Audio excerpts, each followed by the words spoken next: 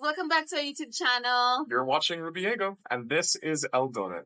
After a refreshing 2 weeks with my parents and a few of my sisters, nieces, and nephews in my childhood home, just outside Kitale, it was time to say our goodbyes and move on to our next chapter of our trip. Over the last 8 years of me living in the United States, I have spent only a total of few weeks in person with my parents when I'm visiting Kenya. So if you've been with us since the beginning of this journey, this might look like a familiar scene. We are driving to the airport. The car is very, very full because we're practicing for Kenya, where this is always how full the car is, except there's more people. So that kind of stuff that Diana has in the back. All of the same stuff plus more people. There'll be 3 more kids and 4 more adults with maybe a couple more bags than what you see back there. So we have to start practicing now. All of our bags, the car is completely full, and we have Jackie, Hi. Nathan, and Zoom. And this is after decluttering a lot of stuff. I don't know what type of decluttering I did, but Yeah, we got rid of a lot of stuff already. Yeah. This is still how it is. I think we just need to get rid of a lot of stuff too. We're gonna be doing more decluttering. I mean, originally we had so many things when we came here because we had a whole suitcase full of things to give away, actually even more than one suitcase full. So that's gone now. We're not bringing as many things back. We won't have as many things with us for the rest of the trip. That really does help. We are on our way from Kitale to Eldoret. We're going from Diana's parents' house to Sheila's house. Sheila and her kids abandoned us several days ago. So now we are going to hunt them down. The drive is exactly 77 kilometers from door to door, or around 48 miles. Where we live in the US, a trip of this distance is a 40-minute affair, but here, due to the route consisting entirely of 2-lane roads full of unmarked speed bumps, stop-and-go traffic through towns, and roaming livestock, it takes over an hour and a half. On our way, we went through Moisbridge, Matunda, and Soy before reaching Eldoret. I was in desperate need of a pick-me-up, so we stopped at the Tunda Mart grocery store in the Matunda Luxury Mall. I was disappointed to find that there weren't any caffeinated beverages for me. We decided to check out the upstairs of the mall before we moved on with our trip. I don't understand why there's a bump on each stair. It makes it very lumpy and uncomfortable and unstable. Like, it's just not clear what purpose this serves. Like, I feel like I'm like wobbly. It does not help me. Very weird. Never seen that before. Whenever we're on the road, I always notice some differences between construction in the US and Kenya. Is this building going up or coming down? Going up. It's going up? Yeah. Sometimes it's hard to tell. Somewhere close to Soy, at a petrol station, we managed to find a place where we can fix Aitan's problem of caffeine. Diana got a coffee. I got a Red Bull because it was way too hot for me to have coffee. I'm a huge fan of black coffee, so I was very excited because it's been a while since I had coffee. I'm not an addict, if I must say. And we got into the car and we're heading out, and as soon as I take my first sip, I was very disappointed. They put sugar inside my coffee. This is way worse. And while Diana suffered through that overly sweetened coffee, we arrived in Eldoret to find that our 9-month-old had already started his own business. We are so proud. We loaded everyone up in the car once we got to the house and went right to the pool.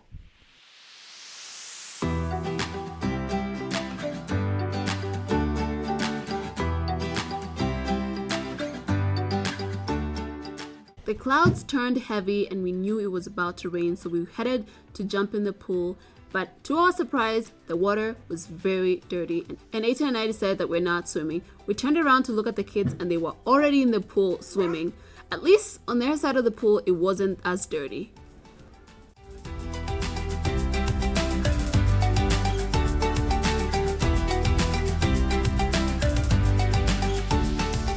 We got out of the pool just as the rain started and went nearby to the Lobo village for dinner. For the first time in over a year, we were back with our family in Eldoret. It was a celebration, and the feast we had was incredible.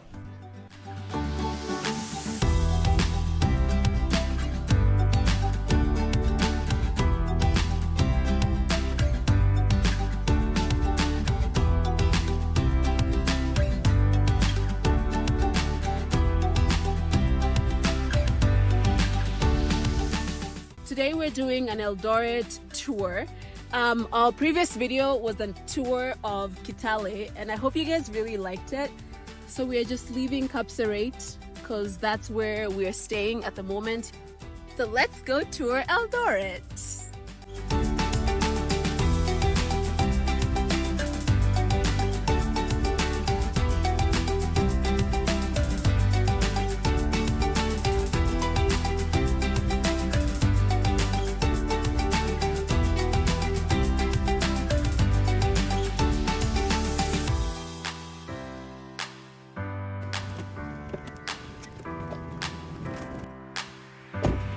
So this is KCC. What does KCC stand for? That's a good question that I actually have no idea. But I think it's the milk production of the country. So milk, people buy milk. And Sheila said we should stop so we can go get like yogurt. So let's go get yogurt. You like it? Is that ice cream? That's ice cream. This is yogurt. My breakfast. Ethan, strawberry yogurt, really? What? You need to have chocolate yogurt. They didn't have any. Oh no.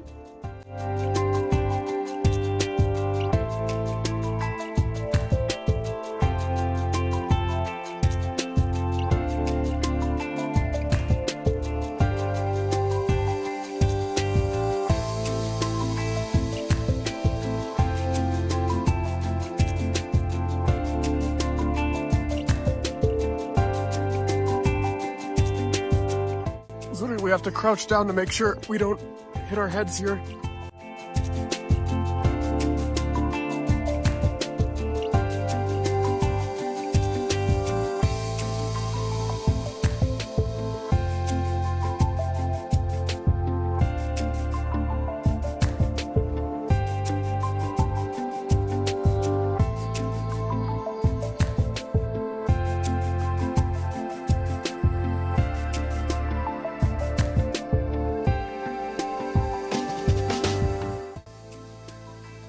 This is 10,000 bed and breakfast for 4 people.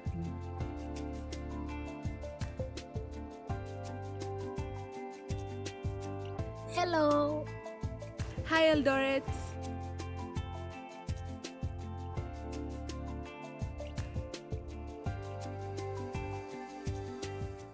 Eldoret is a very beautiful town. And this is the first time we both have been here together in the month of April, because usually we're here maybe in December, January. The latest is usually March. So it's kind of cool to experience the rain.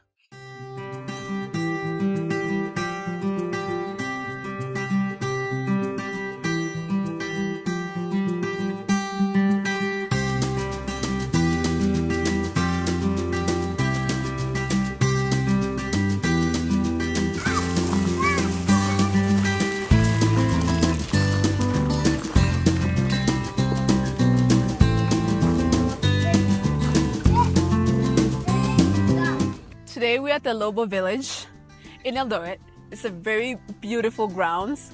We've been looking at this place, just driving through the highway here. But today, finally, we made it here to check it out. These are the gazebos that we were talking about.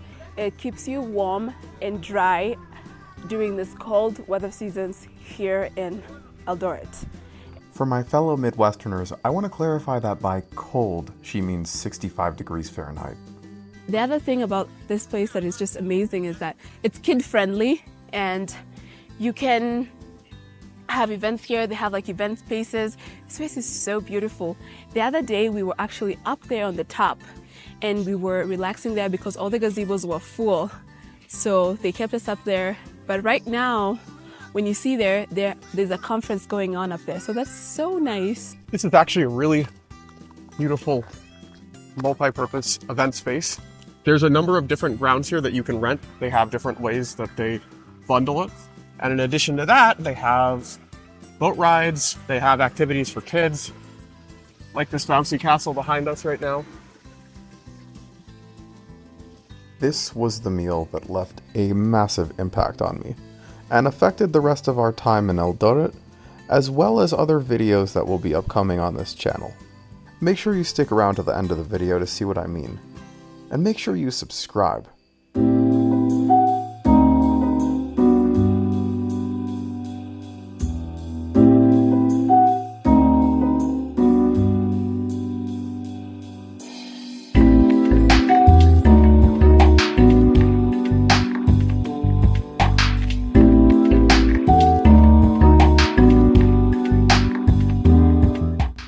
Rupa Mall is a really cool place. One of my favorite places in Eldoret because it's a really cool modern mall that has a lot of great stores in it.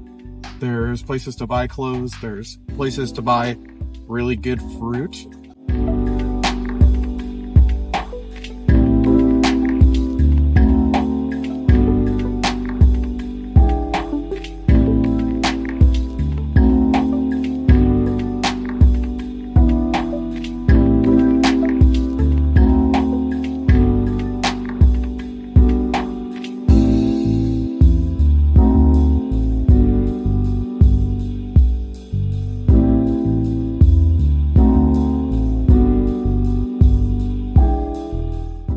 We're standing in front of a place that I fell in love with from the first time I came here, and it's called Beyond Fruits.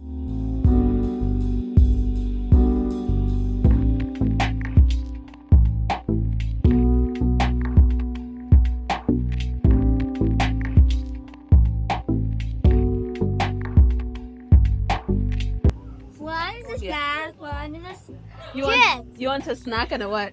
a juice. A juice and a snack? Yes. Okay. Vanessa wants a juice and a snack.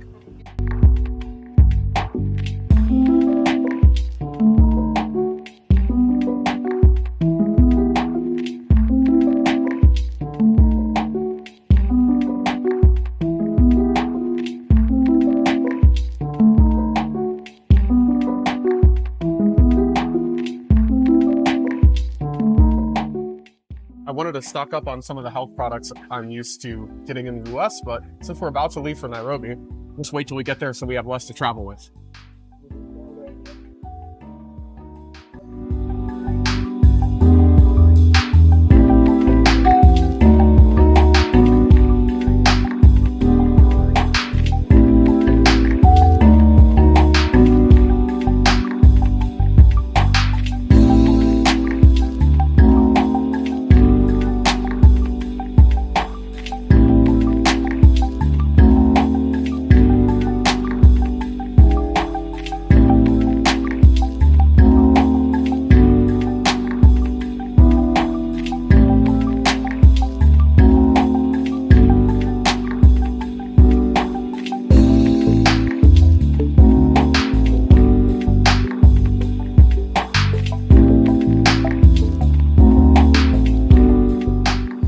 Despite the abundance of dairy products in Kenya, cheese is not typically among them, so most of the cheese in the grocery store is imported and very expensive.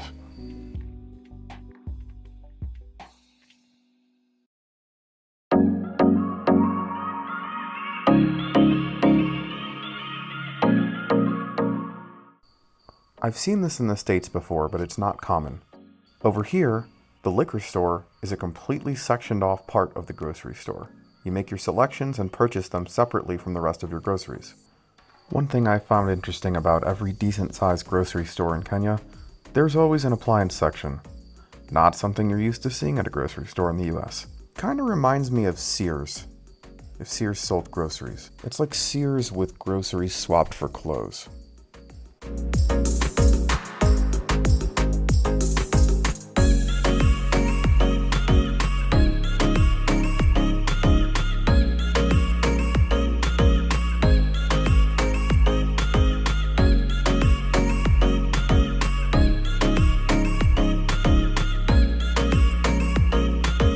Are you excited? Yeah. It's gonna be so good.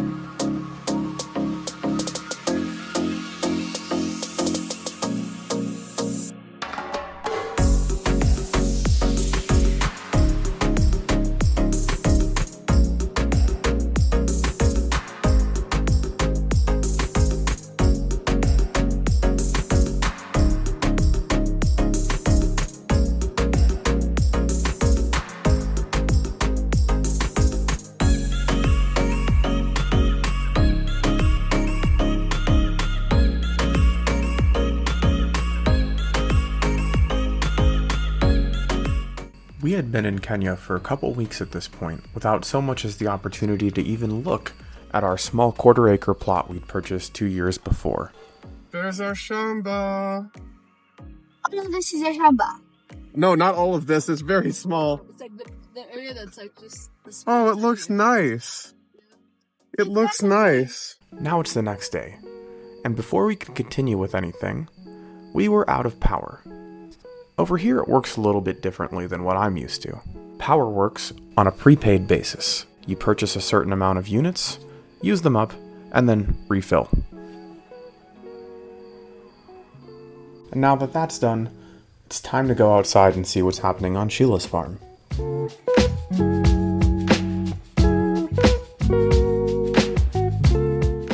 So you may remember this from a video last year, if you followed our channel. Our first video. Our first YouTube video, actually, was shot on this farm, walking in the same place.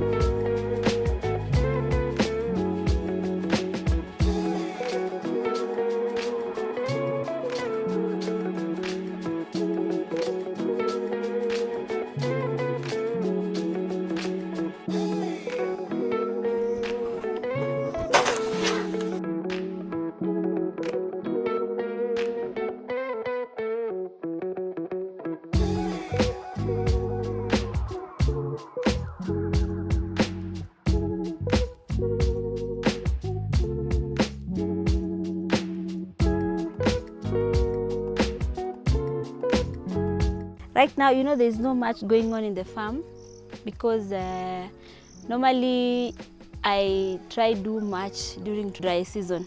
Majority of the stuff we harvested mid-March to end of March. So right now it's just the garden peas, the spider plant, that is saga, and then there's managu on the other side. And then we're just trying to do some organic sukuma wiki and spinach. But that one is mainly for home use. Okay. Yeah, for now. So around this time, I'm just planning to do passion fruit and bell peppers. And then a bit of tomatoes, but not so much for commercial, just for home use. So my target is normally September to March. Okay. Yeah, because around this time we're just doing the maize, the beans, and just the stuff that you're seeing now.